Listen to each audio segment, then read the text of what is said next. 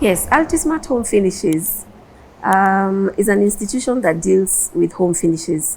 So we are suppliers of building materials, but generally we specialize in the finishes.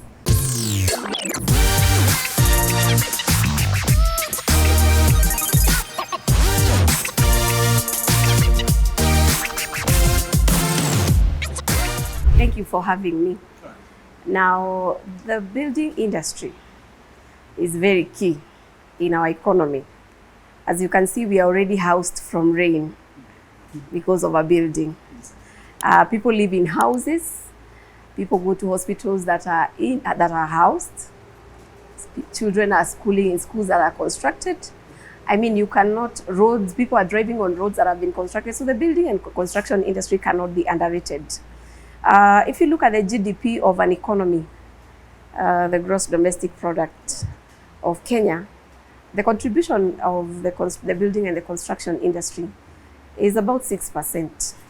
So when we are talking about the economy of a country, we cannot underrate the contribution by the building and construction industry. So it's a very, very, very key industry in our economy. One of the things that we have had, once you don't give equal opportunities, then you fail to see the capacity of a person. And one of the weaknesses that we have had, let me now talk about the construction sector.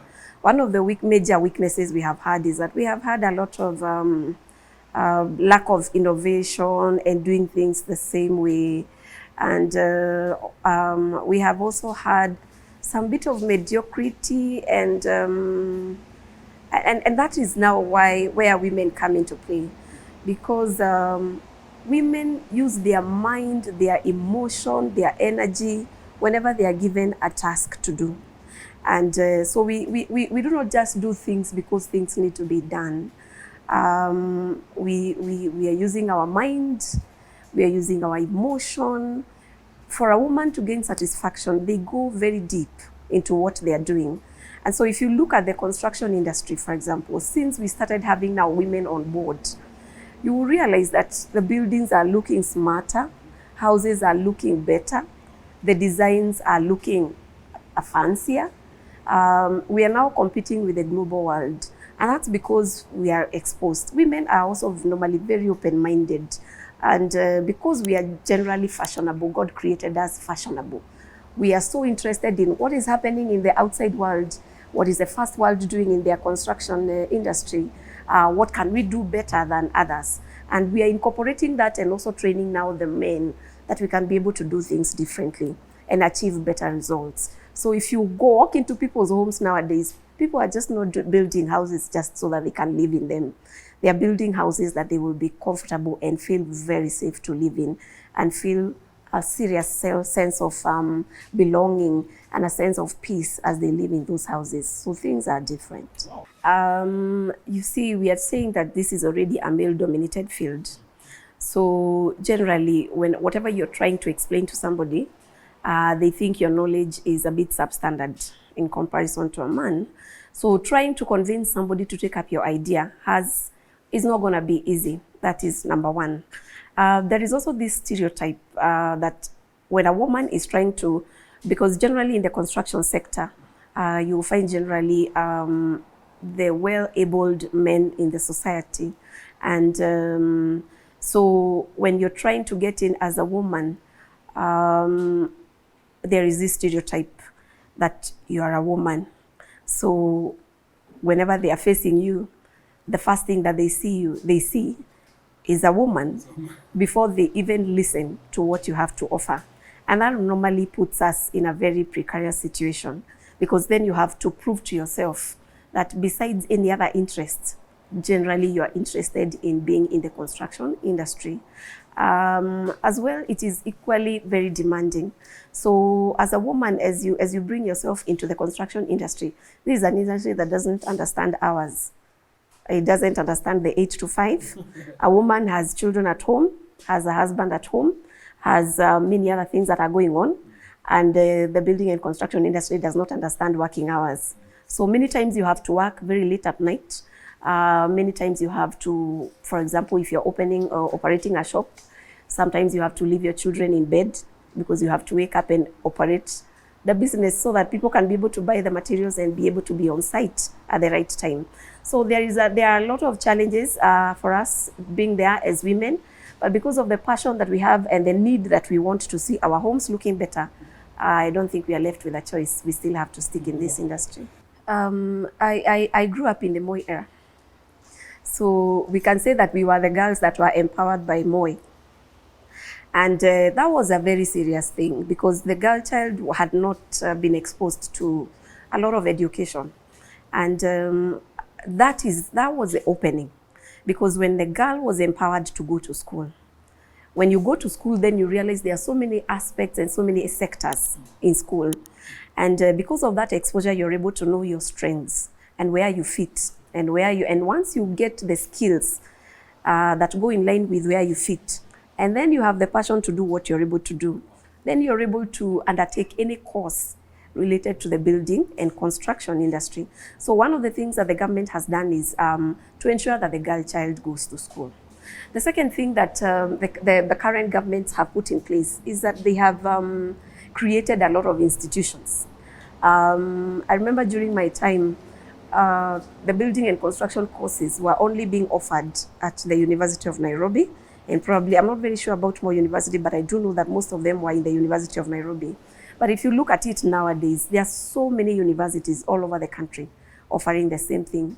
Like, you don't have to get someone telling you they did architecture in the University of Nairobi. There are so many places. And we also have very many private universities that are offering these courses. And so all over, we no longer need to be limited because there are no opportunities for us to learn. And the other important thing is the TVET institutions that are training people, especially in the artisan courses. So you will find very many women who are in plumbing, find very many women who are in machine operations. You will find very many women who are even in tiling, painting.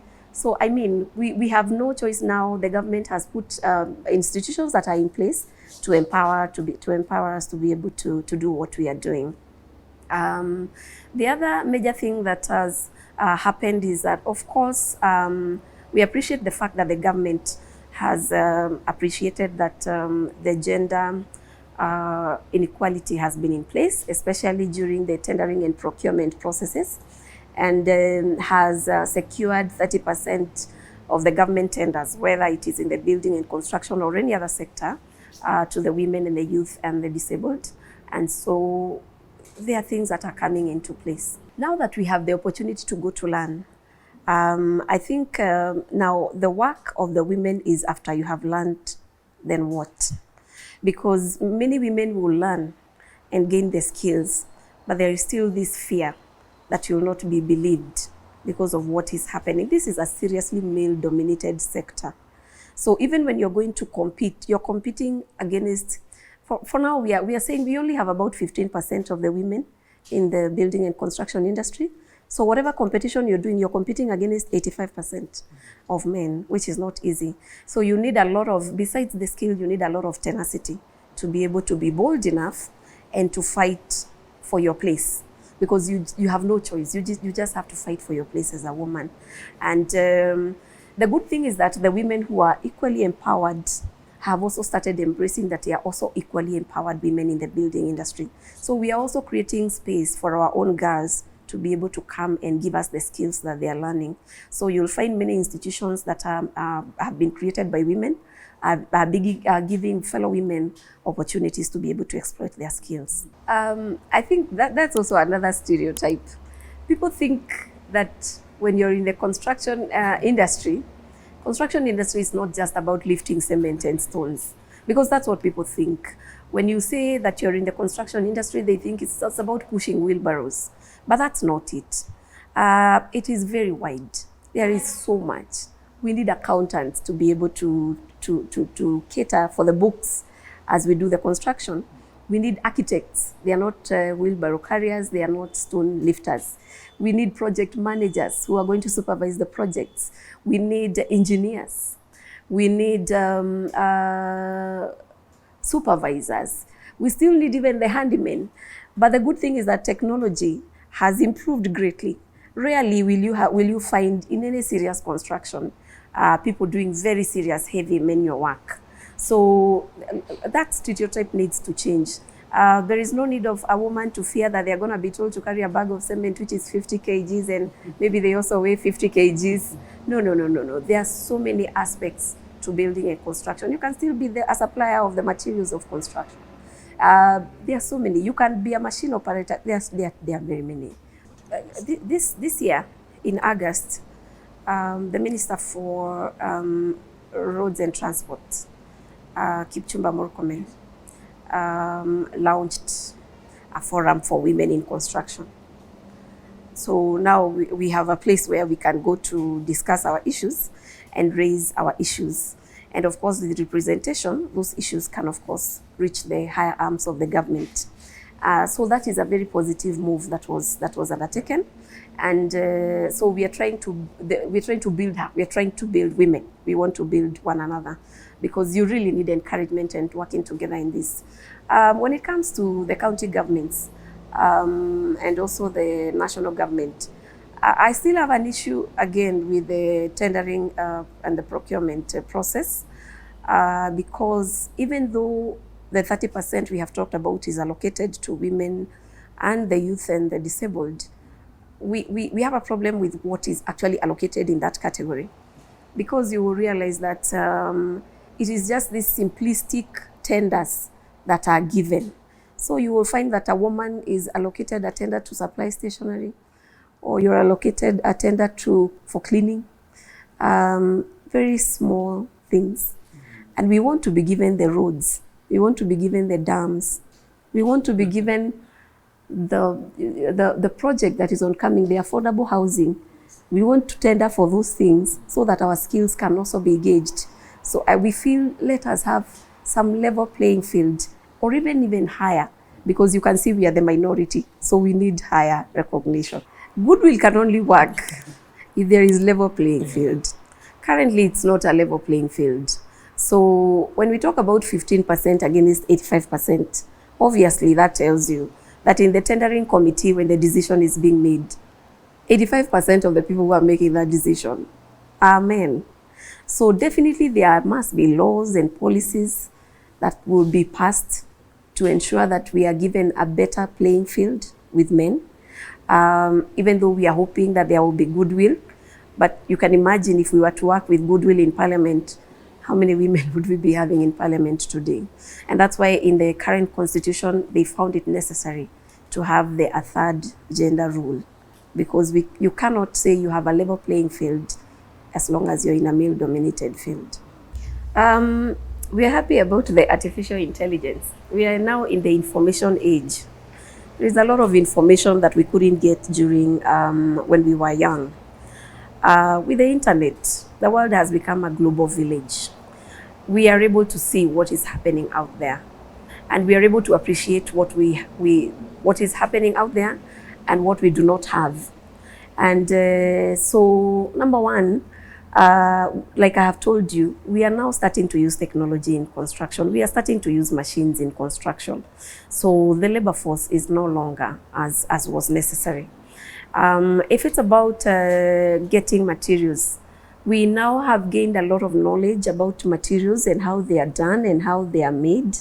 And we can see that now there are industries that are setting up to make those things here. And so we are going to have lots of products, the different varieties, huge opportunities within us to be able to make our things and our houses and our homes and our roads and everything better. So I think information is power. I don't want to sound political, but I am an employer. And during our time, it was not so much to do with the grades, because personally I can do for you a stool, I can do a table, I can do many things. We used to do art and craft, we used to do music, agriculture, everything. Many of those things were practical. But then there was a generation that came after us who were not exposed to anything practical.